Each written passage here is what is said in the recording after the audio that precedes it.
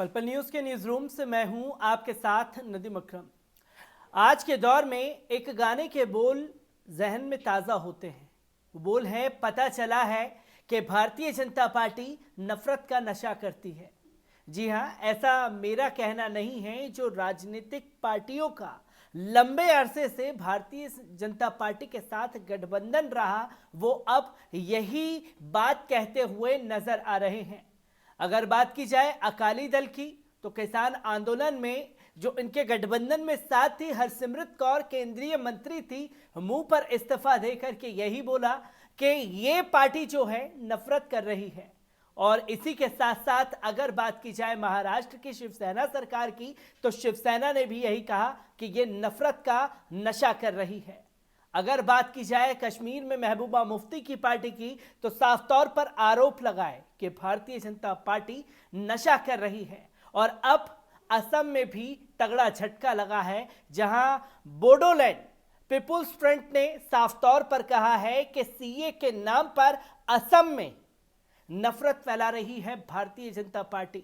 असम को लेकर के सियासत तेज हो गई है और जैसे ही ऐलान हुआ है तो तमाम राजनीतिक पार्टियां मुस्तैद तो हो गई हैं, पर भारतीय जनता पार्टी के साथ जिनका गठबंधन था, उन्होंने अपना गठबंधन तोड़ करके कांग्रेस से हाथ मिलाया है।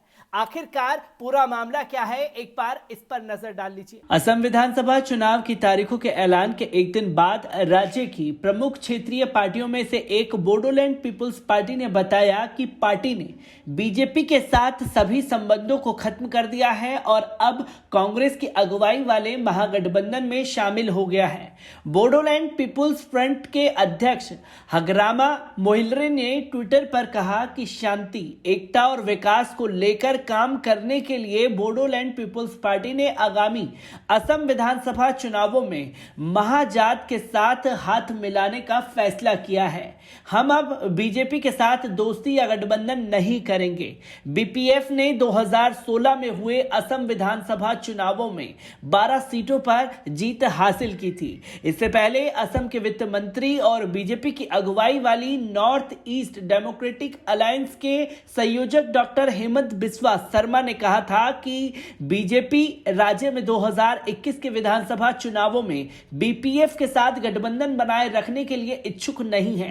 बीजेपी ने पहले ही घोषणा की थी कि सत्तारूढ़ पार्टी ने पूर्व बोडो छात्रों के नेता और बोडोलैंड क्षेत्रीय परिषद के मुख्य कार्यकारी सदस्य प्रमोद बोडो के नेतृत्व में नवगठित यूनाइटेड पीपुल्स पार्टी लिबरल के साथ गठबंधन कर लिया है। BJP, United People's Party, Liberal और गढ़ शक्ति पार्टी ने नई बीटीसी का गठन किया है और हाल ही में बीटीसी चुनावों में बीजेपी ने 9 सीटें तो बीपीएफ ने 17 सीटें जीती हैं। वहीं यूनाइटेड पीपुल्स पार्टी लिबरल ने 12 सीटें जीती हैं, जबकि कोकराझारा के सांसद नबा कुमार सरानिया की अगुवाई वाली गणशक्ति पार्टी और कांग्रेस ने एक एक जीत हासिल की है। चुनाव आयोग ने शुक्रवार को असम के अलावा पश्चिम बंगाल, तमिलनाडु, केरल और पांडुचेरी के लिए चुनाव तारीखों की घोषणा की। असम में विधानसभा चुनाव 27 मार्च से शुरू होने वाले 3 चरणों में होंगे। 126 सदस्यीय असम विधानसभा के लिए होने वाले चुनावों के पहले चरण का मतदान 27 मार्च को और अंतिम चरण 6 अप्रैल को होगा। सभी चरणों के वोटों की गिनती 2 मई को होगी। वर्तमान असम विधानसभा का कार्यकाल 31 मई को समाप्त होने वाला है। ब्यूरो रिपोर्ट, पल न्यूज। तो दोस्तों, आपने देखा कि बोडोलैंड पीपुल्स फ्रंट ने पूरी तरह से भारतीय जनता पार्टी को नकार दिया और गठबंधन तोड़ करके कांग्रेस से हाथ मिलाया है। पर वहीं अगर चर्चाओं में है असम का एक चेहरा, तो वो है मौलाना बदरुद्दीन अजमल का।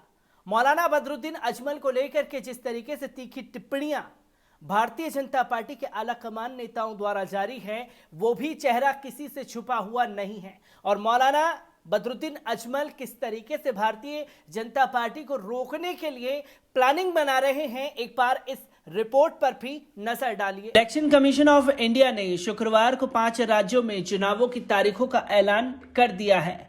बात असम की करें तो असम में 3 चरणों में मतदान होगा, जिसके पहले चरण में 47 सीटों पर 29 मार्च को, दूसरे चरण में 39 सीटों पर 1 अप्रैल और तीसरे चरण में 40 सीटों पर 6 अप्रैल को वोटिंग होगी। असम विधानसभा में कुल 126 सीटें हैं।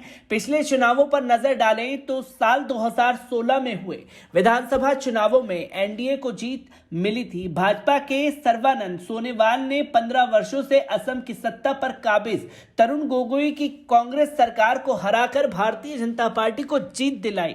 2016 में भाजपा गठबंधन ने इतिहास रचते हुए पहली बार पूर्वोत्तर के किसी राज्य में सरकार बनाई थी।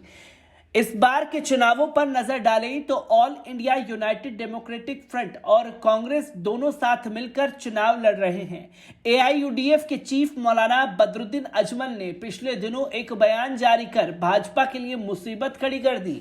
उन्होंने कहा कि भाजपा को हराने के लिए हम कुर्बानी तक देने के लिए तैयार हैं। इसका मतलब है कि एआईयूडीएफ और कांग्रेस के दरमियान सीटों को लेकर नाराजगी का कोई सवाल ही नहीं उठता। इससे पहले तक राज्य मुस्लिम वोट 2 हिस्से बंटते थे, पहला कांग्रेस और दूसरा एआईयूडीएफ। इस बार दोनों के हाथ मिला लेने से भाजपा की मुश्किल बढ़ना लाजमी है। बात अगर मुस्लिम वोटर्स की करें तो राज्य के कुल आबादी में 36% मुस्लिमों की आबादी है और करीब 33 सीटें ऐसी हैं जिन पर मुस्लिम वोटर्स का सीधा प्रभाव पड़ता है। मौलाना बदरुद्दीन अजमल इन्हीं वोटर्स को लुभाने में लगे हुए हैं। मौलाना बदरुद्दीन अजमल की असम खासी पैठ है। उनकी पार्टी ने साल 2014 में हुए लोकसभा चुनावों में भी 3 सीटों पर जीत हासिल की थी, जबकि पूरे देश में मोदी लहर देखने को मिली थी। मौलाना बदरुद्दीन अजमल साल 2005 में अपनी party Assam United democratic front AIUDF की स्थापना की थी और अगले ही साल होने वाले चुनावों में उन्होंने 10 सीटों पर जीत हासिल की थी। इसके बाद एआईयूडीएफ का नाम बदलकर AIUDF all India United democratic front कर दिया गया। इसके बाद साल 2011 में हुए विधानसभा चुनावों में एआईयूडीएफ ने पिछली बार से 8 सीटें ज्यादा जीती, यानी इस बार एआईयूडीएफ ने 18 सीटों पर जीत हासिल की। हालांकि अगली बार 2016 के चुनाव में 13 सीटों पर ही संतुष्ट होना पड़ा।